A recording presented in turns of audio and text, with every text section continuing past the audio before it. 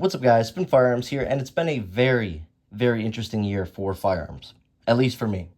I've easily netted 100 and something guns. Haven't sold a single one. They're literally all sitting in my safes.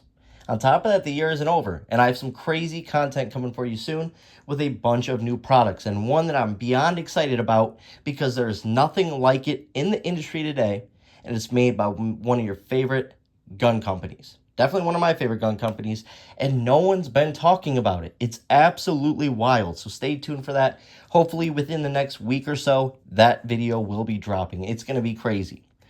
But the thing about guns is some have issues, some don't. You can have 5 of the same gun, and 4 run flawlessly, and 1 has terrible issues. You can also have 5 of one gun, and 4 of them don't run at all, but you have 1 that's an absolute powerhouse and gets through everything. That's the weird thing about firearms. Every company makes lemons, even Glock, even Smith & Wesson, even Springfield Armory. It's all part of the game. I will tell you one thing, though, this year. I've been running 9 Kimbers over this year and last year. Still not a single issue. Tens of thousands of rounds. Still not a single issue. And everyone always tells me that Kimber are junk, they're terrible, they're garbage. Well, do some homework on what Kimber did with their company. The reorganization of the people that work there. Their CEO went to SIG prior to the P365 and the P320 release. Think about it. And since then, Kimber's been doing amazing. Their guns have been absolutely flawless ever since that man left. And then if you look at it in reverse, SIG has been going downhill ever since that man stepped foot at that company. They have changed it around completely. And I see it because I have 9 Kimbers, not a single hiccup, not a single issue. And when you can get a gun that looks this perfect, shoots this well, has this phenomenal of a trigger, and still no issues, you can't beat it. So today we're going to be going over the unreliable guns of 2025. Which guns of mine had problems? And once again, if you have that same gun and yours doesn't have issues, then you're fine. But I really hope that you're running your guns at least half as hard as I do and testing every type of ammunition, especially the rounds that you are going to carry. Because you might have a gun that runs every single full metal jacket just fine. The second it touches a hollow point, it has an issue. So here we go. Let's get into it. First off, my Bersa BP9C.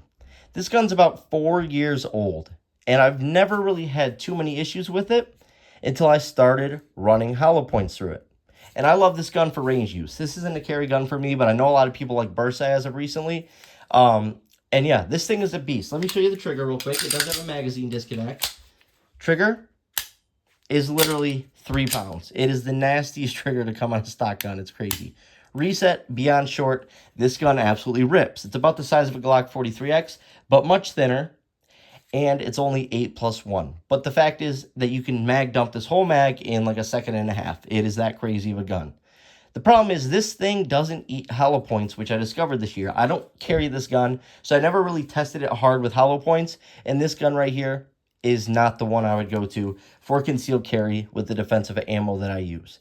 It just can't feed properly. Other than that, I love this gun for range use. I might send it back and see if possibly it is just my Bersa BP9CC. And yes, I bought this one new. Next up, this might hurt some hearts. The Girsan. Yes, I said it. The Girsan MC14 in 380. It's a Beretta Cheetah clone. And I love this gun. The ergonomics are top notch. It really is a great size carry gun. It really is. It's a good size. And it's in 380. On top of that, I think it's 13+1, I want to say. Mags made by Metcar, so you can't blame the mags. And just check out this nasty single action trigger. It is a great gun. It really is a good gun. But this thing can't eat range ammo, let alone hollow points. This is the king of failures to feed. And Girsan, has sort of a decent reputation. They're starting to get bigger and bigger. Some of their newer guns actually look pretty good to me. I want to try some of them out. But this thing right here just doesn't do it. It just doesn't do it. And like I said, I love this thing. I mean, it is flatter than flat, has a nice double action trigger, a very smooth single action trigger, and just feels great in the hand. But like I said, this thing, every time we take it out to the range, it fails. And I think the reason for that is, look at this feed ramp. They do have the backup feed ramp, but the angle of it's so crazy since it doesn't use a tilt-up barrel system. It's a straight barrel. You're relying on that backup feed ramp. So it is what it is. Maybe I'll send it back. I guess we'll find out. Next up, this one is definitely going to hurt hearts, so I just want to say sorry now. The Taurus GX2. This is a gun that people told me was unbelievable. And that's because there's videos out there of people shooting thousands of rounds through theirs, no problems. But once again, this is where it comes down to the individual gun. Mine, I noticed when I got it, has extreme rubbing issues. For the round count on this gun, as you can see, the barrel is extremely worn down. When I first got it, we saw all the jaggedness of the barrel up top. Look at that. It is still jagged and it's been worn down from racking it and shooting it. On top of that, we noticed the jaggedness of the feed ramp. We noticed the extremely poor machining. We noticed that my particular GX2 was not made with the best, equipment. I feel like this gun was made at the end of the machine's life, right before they have to swap it out in order to start machining new products, because this gun's barrel was an absolute disaster. You open it up and there's little burrs on literally everything. This gun didn't even make it to 1,000 rounds, let alone run the hollow points that I wanted it to. Once again, I love the GX4, one of the greatest guns for the price. This, though, is not a GX4. This gun is not reliable like the GX4 is, or the G3Cs. So just not a fan. On top of that, it didn't add anything new. The GX4, you can get the grip extension, and the ergonomics are better. Plus, this trigger is heavier and stickier than the GX4. I don't know why people like this gun. Next up, this is my point exactly, right? I got the Car CM9, and this really hurt me. I wanted this to be my work pocket carry. I wanted this to be a gun that I can rely on and trust with my life. On the other hand, I have the Car CM40, and I do trust and rely on this with my life. This is a phenomenal pocket pistol, and it's in 40, and it's 100% reliable. This one, Car says you need 300 to 500 rounds through the gun before it has the break-in period completed. But check this out, ready? See if I can get it to happen. Dead trigger. Oh, it came back. Look at that.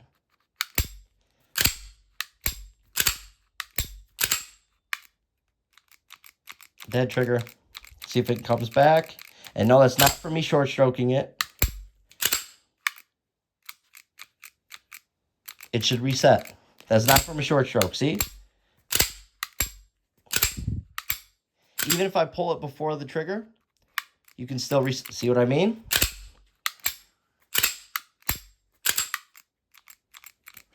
This gun has a dead trigger. Not only did it have issues breaking in, but the dead trigger kicked in. And when I called Car, they said, no, that is not part of the break-in period. See the reset? Sometimes it shows back up. Other times it doesn't. You should be able to ride this trigger as much as you want. That does not matter at all. You can short stroke it, do whatever you want. This gun should be ready to reset whenever you get past that mark.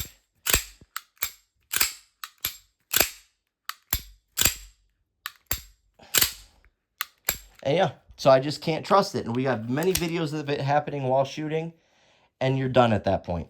Meanwhile, my Car CM40 eats everything. Defensive rounds, full metal jackets, double taps. It's a great gun. So that's another example. They're the same exact gun. This one's just in 40. The 9, typically speaking, should be more reliable, especially for the size. But I cannot trust this 9. And I wanted to so bad, it's getting sent back. I actually haven't done it when I should have. And yeah, I'll get that sent back. Next up, unfortunately, was the Car CT380. But listen to this one. This was unreliable for 200 to 250 rounds. I got it used. So I assume that at least some rounds were put through it. I love this gun. For a pocket pistol, it has one of the best grips on it possible. Look, it fits 3 fingers. On top of that, you can get the flush mag. Feels great in the hand. And I believe it's 7 plus 1 to 380. 1, 2, 3, 4, 5, 6, 7. Yeah, so 8 rounds. That's not bad at all of 380 out of a gun this thin. It is stupid thin. I even had to add some, width to it. A great shooting gun. If you guys didn't know, Cars are known for their phenomenal triggers. Unbelievable double action style triggers that are smoother than butter. Unbelievable. But this thing took 300 rounds to break in, like Car said. But guess what happened at 300 rounds? It became reliable as can be. we all just kept shooting and shooting more and more. We're like, come on, let's get it there. Come on, guys, let's get it there. Don't get discouraged because it was hard. It would barely even feed around. It would barely feed around. We couldn't get through one round for a while. It was such a mess. But Carr stood firm on their promise that at 300 rounds he'll be good. And right around that 300 round mark, this gun has now become one of my favorite pocket pistols out there. It's a phenomenal gun now. But the thing about it is a lot of people simply wouldn't trust it because they wouldn't get through that 300 rounds. They wouldn't get through the 250 rounds because they'd be so frustrated in the amount of money it takes just to get this gun to function properly. But that's how Carr works, and that's how all guns work. This has really tight tolerances. That's why you have to break it in to get all the parts to mesh properly. But once the parts mesh properly in this gun, it's an animal. It's a beast. This is a phenomenal pocket pistol nobody talks about. So that one actually isn't a loss. It was great. I just wanted to put it in the video so you guys know that guns, have that. Next up, a Beretta. This gun, still unreliable. No matter what I do to it, new guide rod, polish the feed ramp, it doesn't matter. This gun doesn't run. This is a cursed gun. And even after it got sent back from Beretta the first time, it still didn't run. I had a pocket pistol video where I had all my pocket pistols lined up on the table, going down the row, shooting all of them. I just fixed this. Just got it done. And I go, pull the trigger, nothing. Pull the trigger again, nothing. This gun failed me. It's literally my cursed gun. At this point, I just keep it around as a joke. It's sort of funky. You only get like 1.5 fingers in it, if that. So it's really awkward to shoot. But it is the world's thinnest production 380, which makes it pretty cool. Plus, it's in stainless. I would like to get another one of these that's reliable. But I've heard from a lot of people they have good luck with theirs. So next up, unfortunately, another Taurus. But I will say this. I have 2 Taurus TCPs. My other TCP is great. This one I bought used for $99 and has problems, as we showed in a video recently. This gun was a disaster. Every malfunction you can have on a gun was displayed in the course of about 10 minutes. Every kind. Stovepipes, failures to feed, dead triggers. I mean, literally everything. It was the most wild video I've ever made, and it got no views, but it was absolutely wild, and it was fun to make. This thing, a disaster. And my other one, in stainless, is actually a solid pocket pistol. But once again, that's always what I say. If you go cheap on guns, how long will they last? Since I bought this used, and I bought the other one used, but it was in a little bit better condition, how many rounds has somebody put through this gun? How much use has it had? And that's the thing, you never really know with a used gun. You can typically tell by how it looks, and this was in a little bit rough condition. But the thing is, my other $99 gun I bought, my Taurus Spectrum, ran flawlessly after we figured out it came with one bad mag, which is probably why the guy sold it, is because the one mag was having issues. It kept popping out of the gun. Then the other thing is, I bought a $125 gun that's in my backpack right over there that I pocket carry at home. That's been 100% reliable, so don't say it's the price, because that's not the case. This, being a cheaper gun, we don't know if this has 1,000 rounds through it and then just gave out. Pocket pistols do not last as long as bigger guns. The parts are smaller. They rub more, stuff like that, because you're cramming more stuff in a small little package, no diddy. Last but not least, I hate to do it to you Taurus folks, but it's another Taurus. But this one was expected, so not the biggest deal in the world. The Taurus Curve. I like the idea. I really do. Check out that slide, how thin it is. The reason I like this idea is because it is the most comfortable pocket pistol to carry. This curve really works. On top of that, no holster needed. And you have the clip, you just clip it in your pocket and you're good to go. Due to the trigger. The trigger perfectly protects anything from ever happening. Nothing can get in the super small trigger guard and pull that thick, heavy trigger. What I would have done if I were them is get rid of the light laser, just make it into a simple pistol. I think this causes the problems. I think if they designed it just like a regular gun, it would be great. It would be an awesome little pocket pistol. Plus, it's thicker, which adds to an easier ability to draw. But trust me, carrying this thing, it's so curved, it's literally perfect on the thigh. But because they did all this extra crap to it, it's unreliable. We showed this on many videos. I got through a couple mags with it. I'm like, this thing might run. And actually, you can hit with it. For a get-off-me gun, where you don't even have to aim, this is your sight set up right here. Let's, for instance, put the car there. You just aim them, slide flat, aim this at your target, and you're going to hit it. That's not a problem. Self-defense is point shooting, not using your sights, just putting on the target unless the guy's obviously far out. Even though a person can get up on you within a second to 2 seconds from 25 feet. So you're not really using sights. You don't have time. But this, just an abomination after that. Look at the barrel. I mean, it's even wild, but not a reliable gun. So I hope you guys enjoyed the video. And would you look at that? I think I lost. Did I lose something? Or is this clip just... Oh, these screws are just loose in the back. Not a big deal. Probably from the recoil. This gun, they could make good. I'm telling you. Make this a stack and a half. Make it, 8 to 10 plus 1. Get rid of the light laser. Leave it as... I know why they did that, though, to continue the shape of the, curve. But come on, they could have made this into a cool gun that actually works. So I hope you guys enjoyed the video. Like I said, if your gun is on this list and it's been reliable, for a long time, good round count, and through the hollow points you use, then don't worry about it. Thanks for watching, guys.